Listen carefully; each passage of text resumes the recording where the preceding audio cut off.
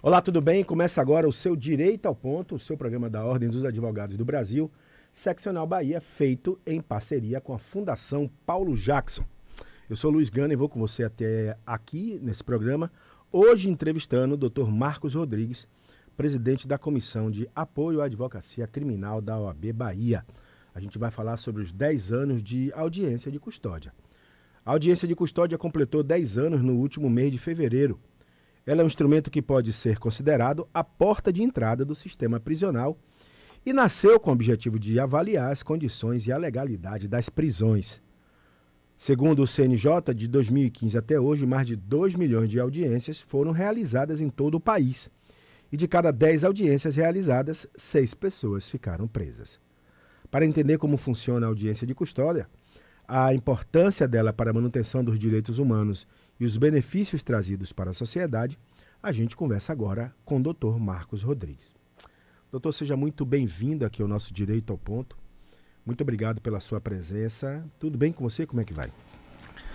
Bom dia, Luiz. É uma alegria muito grande estar fazendo parte desse programa. Esse programa que tem muita credibilidade, respeitabilidade. Então, para mim é uma honra, eu me sinto muito lisonjeado. Espero contribuir aqui com as informações necessárias, pertinentes, no tocante à audiência de custódia, esse instituto tão importante para a nossa sociedade. Falando sobre a audiência de custódia, você sabe que existe sempre uma parte da sociedade sempre pergunta da importância da audiência de custódia. Não somente na condição do encarcerado ou daquele que está sofrendo a ação da justiça naquele momento, mas para o sistema prisional. Aí eu lhe pergunto, qual é dessa importância? Vamos falar um pouco dessa importância para o sistema prisional. O que é que isso acarreta? Qual é a consequência positiva dessa ação da audiência de custódia? Na verdade, Luiz, a audiência de custódia, ela é um direito fundamental daquela pessoa que é presa em flagrante ou presa por uma medida cautelar, uma prisão cautelar. É importante aqui aproveitar a elasticidade da TV Alba e da Rádio Alba para estar levando a conhecimento de toda a sociedade que a audiência de custódia ela não tem apenas como fito, como escopo, analisar a prisão em flagrante. Ela tem também como propósito analisar qualquer tipo de prisão que seja relevante naquele momento, ou seja, uma prisão preventiva, uma prisão temporária, ou uma prisão, inclusive, Luiz, uma prisão que tenha como força aquela prisão por execução de alimentos, a chamada prisão civil, aquela pessoa que deixa de cumprir com aquela prestação alimentar. Então, é uma seara civil, mas se aquela pessoa for presa, ela tem que ser encaminhada, né, de imediato para uma autoridade judiciária, para um juiz ou uma juíza, para que ele possa analisar as circunstâncias daquela prisão.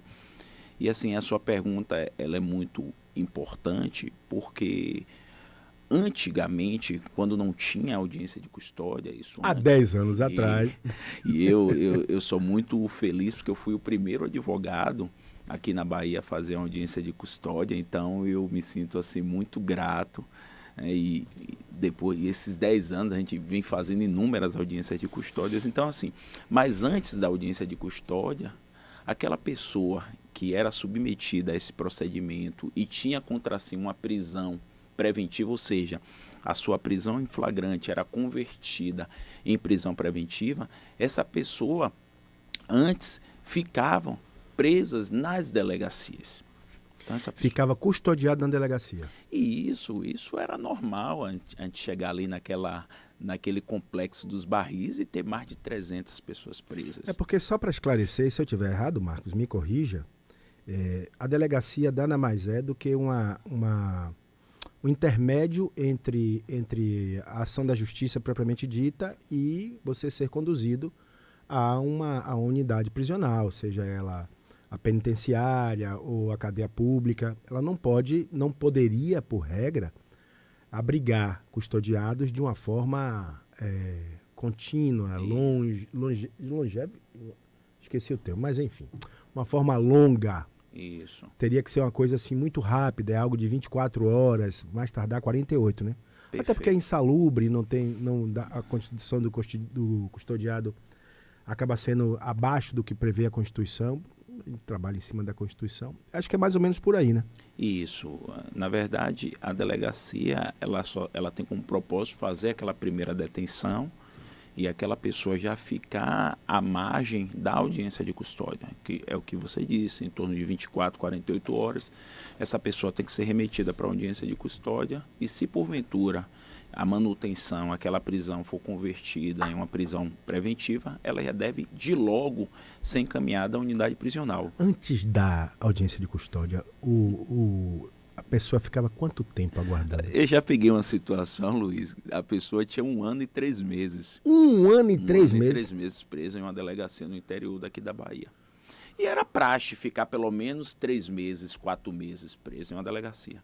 E o que a audiência de custódia é importante? Essa questão de direito fundamental. Porque a pessoa está ali presa, ela não tem direito a banho de sol, não tem direito a dormir em um local que seja pelo menos legal, um local adequado. Ela não vai ter a visita, ela não tem a visita íntima. Então, assim, uma série de benefícios que aquela pessoa dentro da unidade prisional teria, na delegacia, esses benefícios são totalmente ignorados. Então, já é o primeiro ponto positivo da audiência de custódia, Luiz.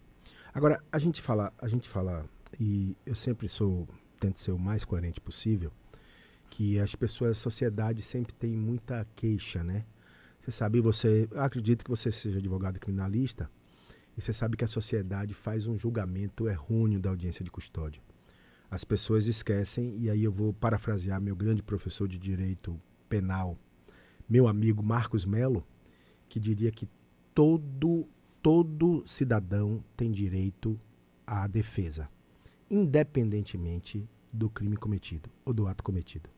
Marcos Melo sempre reiterava isso na sala de aula e é uma das coisas que eu levo para a minha vida, é essa frase de Marcos Melo, quando eu me vejo também num preconceito, e aí eu faço parte da sociedade, em relação ao custodiado, em relação ao crime cometido.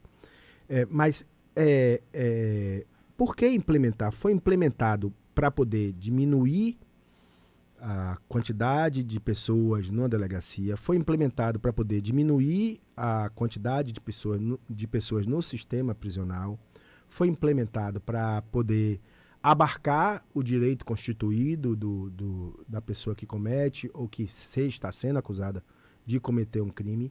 Por que foi criado? Por que foi implantado no sistema? Qual é o objetivo da audiência de custódia? Porque muitas vezes a sociedade, de forma errônea, julga isso, e pega, né, seria uma forma de impunidade. A audiência de custódia serve para soltar aquelas pessoas que praticaram crime. A sociedade, as forças de segurança são aquelas que mas ojeriam a audiência de custódia. Mas infelizmente, ou felizmente, não é assim que funciona. E também aqui abrir um parêntese para mandar um abraço ao nosso eterno professor, né, Marcos Melo, um cara que eu tenho um carinho, 1 minuto de conversa com aquele homem é um semestre de faculdade que a gente aprende. Eu tive essa honra de passar por ele. Ele é um cara esplêndido. Gostaria de voltar a essas aulas, porque são aulas inesquecíveis. Inesquecíveis. Marquinhos, como a gente chama, é um fenômeno. É um fenômeno. Então, assim, Luiz, a audiência de custódia, claro que tudo isso que você falou, a diminuição de delegacias é corolário, como se de uma situação, de um objetivo principal, é acessório. Mas a audiência de custódia, ela tem como objetivo verificar a legalidade daquela prisão.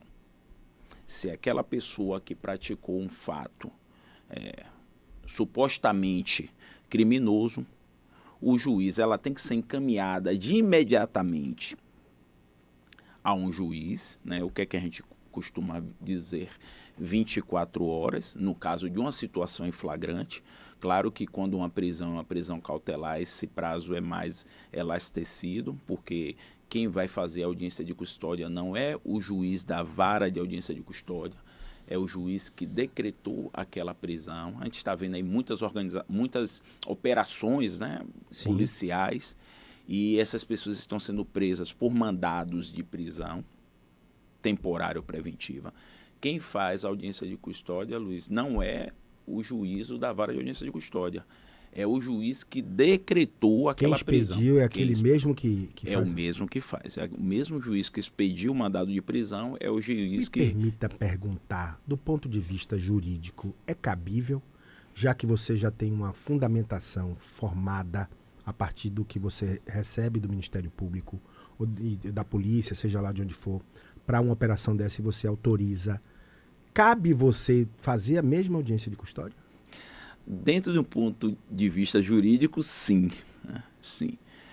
Agora, é o que a gente discute, né? Poxa, será que aquele juiz que decretou a prisão há uma semana, hoje ele está tendo essa mesma pessoa, o decreto que ele mesmo fez, que ele assinou, será que ele vai voltar? É por isso que a audiência de custódia ela tem como finalidade analisar aquela prisão. A prisão é legal ou ilegal?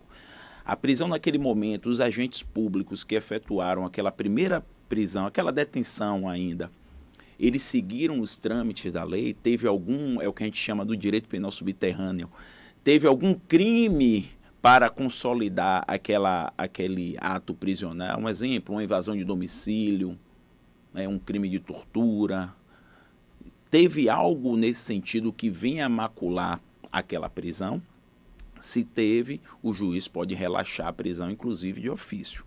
Se não teve, o juiz homologa aquele ato prisional e passa a verificar se aquela pessoa pode ou não responder aquelas acusações em liberdade. Então, vamos para esse exemplo que você deu, Lula, do juiz que ele mesmo decretou a prisão. Vamos dizer que ele decretou e no momento da prisão teve uma ilegalidade, ou seja, os policiais adentraram na casa, era 3h30 da manhã. E aí o nosso ordenamento ele tem umas ressalvas no tocante a esse mandado de prisão. Então eles adentraram 3h30, estava tudo escuro, isso cabe uma ilegalidade. O juiz, ele pode, naquele momento, óbvio, o advogado sustentando o preso, podendo argumentar no seu momento de interrogatório, o juiz pode sim, naquele momento, relaxar a prisão, porque aquela prisão ela foi viciada.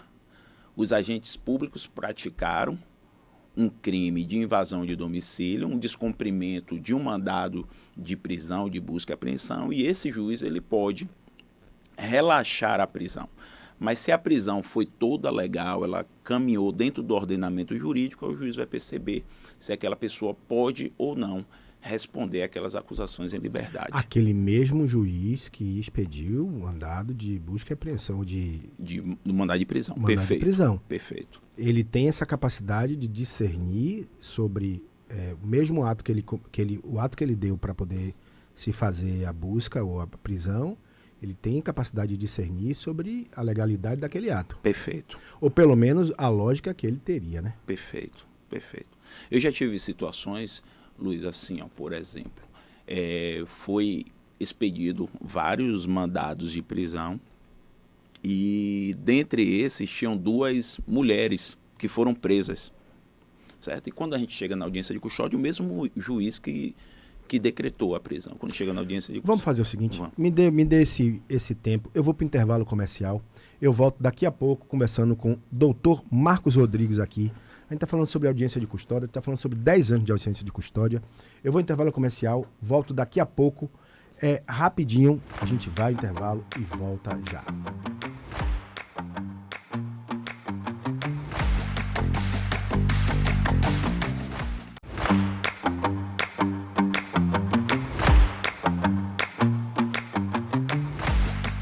Estamos de volta aqui no Seu Direito ao Ponto, hoje conversando com o Dr. Marcos Rodrigues, ele que é presidente da Comissão de Apoio à Advocacia Criminal da AB Bahia. Ele falava no primeiro momento desse caso das duas meninas que foram conduzidas e continuando. E daí, o que é que sucedeu? Foi uma operação e nessa operação tiveram vários mandados de prisão. Sim. E dentre eles prenderam 2 mulheres, uma de 19 e outra de 21 anos. O termo legal é prenderam ou é detiveram, melhor, desculpe, perdoe. Prender. Prender mesmo? Porque diz que juridicamente não cabe o termo prender, né? Porque a prisão é o último ato, né? No caso é uma detenção, né? Tem uma controvérsia jurídica nessa história aí. O que a gente usa normalmente, até porque mandado de prisão preventiva, prisão temporária, em momento algum fala detenção temporária, detenção preventiva. Então eu uso o nome prisão mesmo, porque é o que acontece, né, dentro de uma realidade mesmo, um contexto fático é prisão, não tem...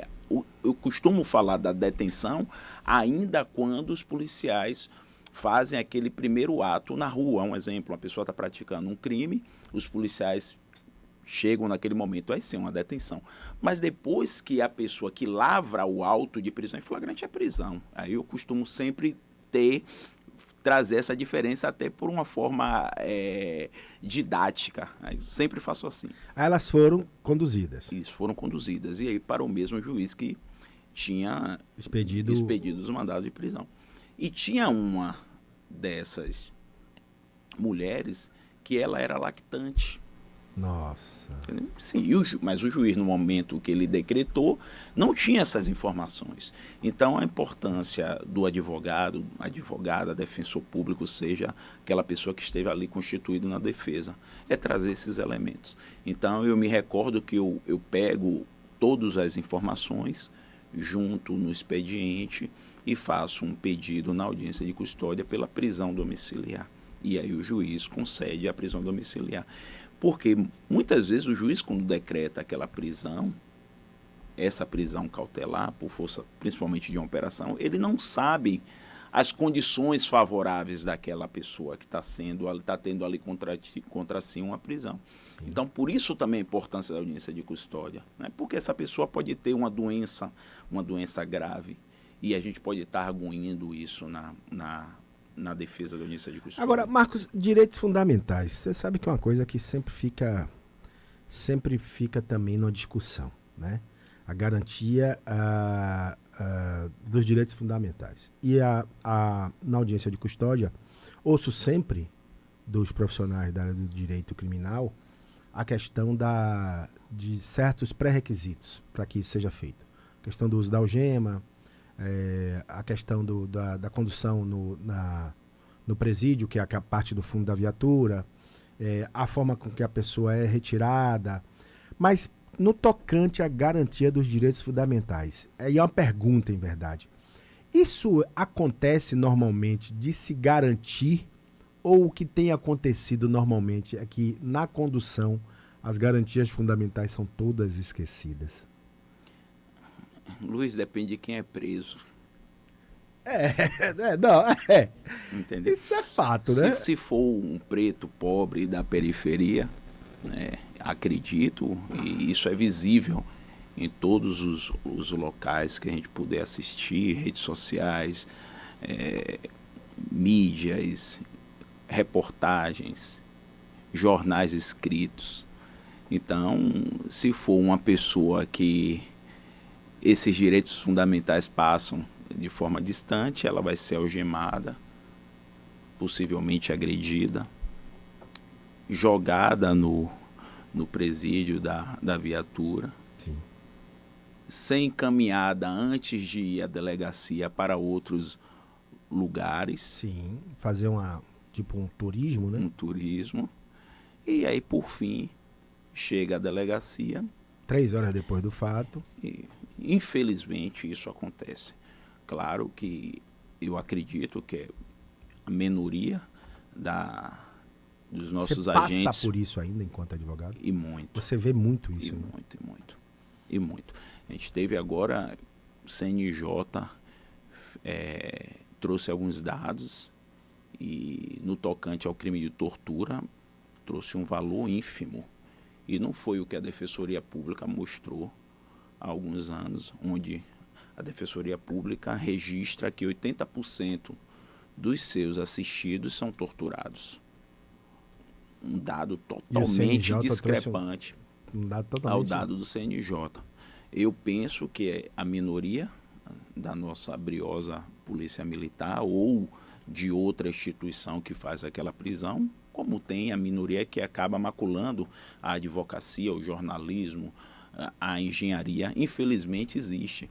Mas a gente sabe, depende de quem é preso, para a gente saber se aquela algema ela vai estar mais apertada, se aquela pessoa vai ser jogada dentro do presídio da viatura, se ela vai fazer um tour, como você disse, ou se os direitos serão totalmente reservados e garantidos.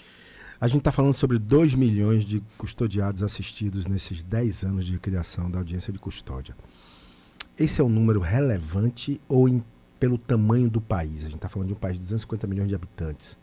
Se a gente fala 2 milhões de pessoas em 10 anos, aí você acaba ficando assim, sei lá, menos de 1%, é isso, Judson? 250 milhões? Menos de 1%. Ou seja, 1% dentre as detenções acontecidas é real, ou a gente pode dizer assim, olha, talvez aí a gente pudesse aumentar mais 1% das pessoas que não passaram pela audiência de custódia e continuaram no sistema prisional sem audiência de custódia. Hoje você diz assim para mim, todo mundo passa. Todo mundo. Do Iapoque ao Chuí. Pelo menos aqui na Bahia. Muitas vezes, eu vou dar um exemplo agora que aconteceu comigo. A pessoa foi presa no domingo, certo?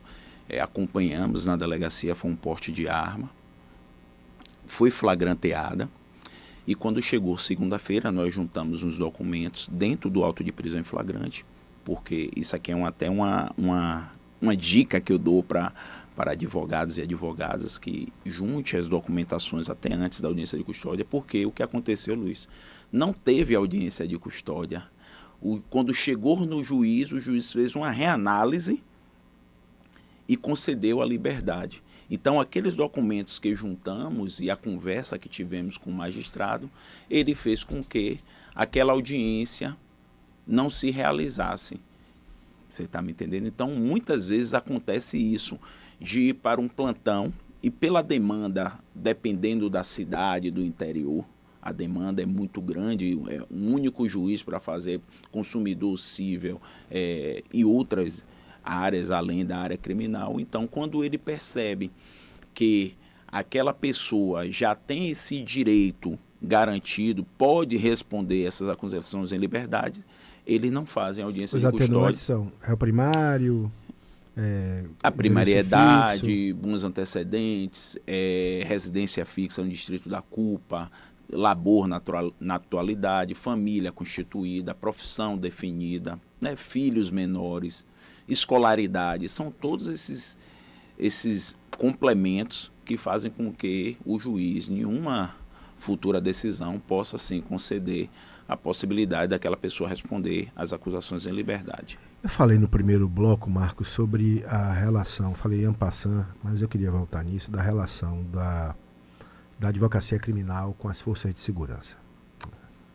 E Vitor Gugel esteve aqui comigo conversando e falou sobre palestras que são feitas a partir da ação de prerrogativa da advocacia com as forças de segurança, Polícia Civil, Polícia Militar, Polícia Civil, e estava tentando criar essa relação com a Polícia Militar para também palestrar. Isso é em favor do advogado, da advogada. Mas trazendo isso para o direito criminal, trazendo isso para a audiência de custódia, como é que anda a relação da advocacia com as forças de segurança? O entendimento da chegada da advocacia para garantir os direitos fundamentais do custodiado. Como é que isso anda hoje? Eu sei que no passado havia um ódio profundo. Chegou para defender, a primeira coisa que se dizia, estou usando um exemplo, viu? Lá vem o advogado, a advogada, para botar ladrão na rua, bandido na rua. E isso hoje, como é que está? Não, isso eu vejo hoje de forma bem tranquila. Óbvio que antes, há uns 6, 7, 10 anos, Você chegava a apanhar, né? Vacilar, o advogado apanhava. Né? Tinha essa situação ríspida. Muitas vezes o advogado, o que acontece? A família mantém contato com o advogado. Meu filho, meu sobrinho, meu marido foi preso. E aí o advogado pergunta, se foi preso à noite, é central de flagrantes. Então, muitas vezes o advogado chegava primeiro que a polícia. Então, tinha aqueles constrangimentos, advogado porta de cadeia. E não é nada disso. A função do advogado a família manteve contato ou o próprio preso, ele tem que ir de imediato. Eu costumo dizer que o advogado criminalista é igual a um médico cirurgião. Ele não tem hora, o celular tem que estar 24 horas ligado. É assim que funciona. Mas hoje, Luiz, sua pergunta é importante, porque hoje eu acredito, e até com a mudança da diretoria e do comando, tanto da Polícia Civil quanto da Polícia Militar, esse mecanismo hoje ele está funcionando com mais harmonia. Há um entendimento quando você chega na cena de que o seu cliente está sendo conduzido. Quando você chega, há um entendimento hoje do policial ou da policial de ver a colega de uma forma menos bruta, assim. Doutor, olha, a gente vai conduzir, está indo para tal delegacia, não botamos algema, enfim, as garantias dele estão dadas aqui, ele vai no presídio por uma questão mesmo de segurança da unidade, dos prepostos e dele e tal. Há essa condição, há essa conversa? Na maioria das vezes, sim. Assim, eu nunca passei por uma situação dessa constrangedora. Você nunca? Nunca passei. Porque a gente tem que entender o momento de cada pessoa, de cada instituição. Eu não vou intervir se a polícia militar está ali efetuando a prisão daquela pessoa. Eu estou ali como fiscal da lei. Eu vou olhar, está tudo direitinho. Diga, minha autoridade, vai levar ele para onde? Não, a gente está levando para a central. Pronto. É a mesma coisa que eu não posso intervir quando a Polícia Civil estiver também fazendo as suas atribuições. Muitas vezes, o que acontece? A prisão é à noite, é na madrugada. Normalmente. E a gente sabe que a Polícia Civil ela não tem esse aparato, não tem servidores. Na madrugada só plantão. Então, o que acontece? Eu penso isso. Muitos conflitos acontecem nesse momento, Luiz. O que o advogado chega, aí o advogado quer falar com o cliente dele, mas, poxa, não tem gente agora para levar no cárcere.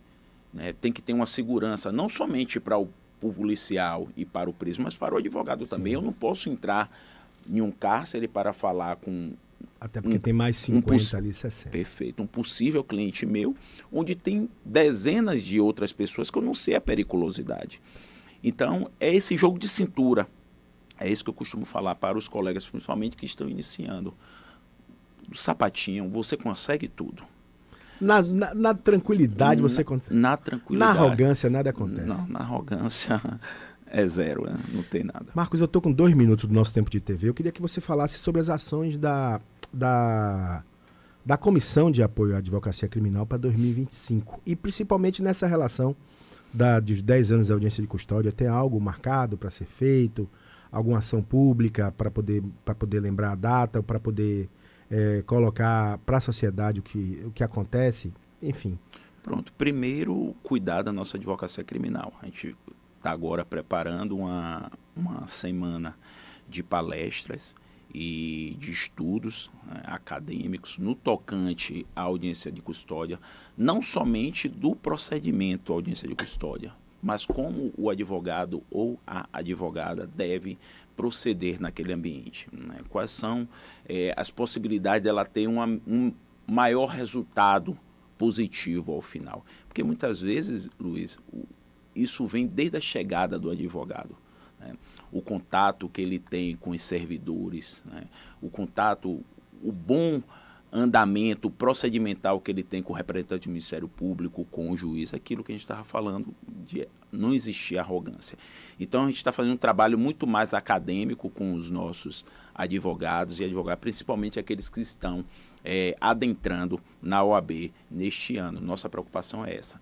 Vamos sim marcar uma reunião também já com o juiz, hoje titular da vara de audiência de custódia, para estar sabendo como nós, OAB, podemos ajudar a melhorar o mecanismo e como ele pode também ofertar para a gente algo que seja positivo para a gente estar levando para a advocacia criminal. Porque tem muitas coisas, muitas vezes a Defensoria Pública que já está lá instalada tem prioridade na hora das audiências. Vai fazer primeiro da Defensoria Pública, depois da advocacia criminal. Isso a gente ouve muito, isso não pode existir, porque a defensoria está lá instalada. O advogado não, ele só vai para fazer audiência de custódia. Muitas vezes ele tem uma outra audiência no fórum criminal, ou ele tem um atendimento com o cliente no seu escritório. Então, são situações que a gente ouviu no ano passado, em 2024, para a gente estar sentando, mudou o juiz responsável, agora é doutor Maurício que está lá, então a gente vai levar essa demanda para ele, para entrar no denominador comum e que a advocacia criminal possa, assim, chegar para fazer a sua audiência de custódia da melhor forma possível e receber a vara de audiência de custódia da forma mais tranquila e cortês. Dr. Marcos Rodrigues, muito obrigado por sua presença aqui no Direito ao Ponto da TV. Eu lhe agradeço sua vinda.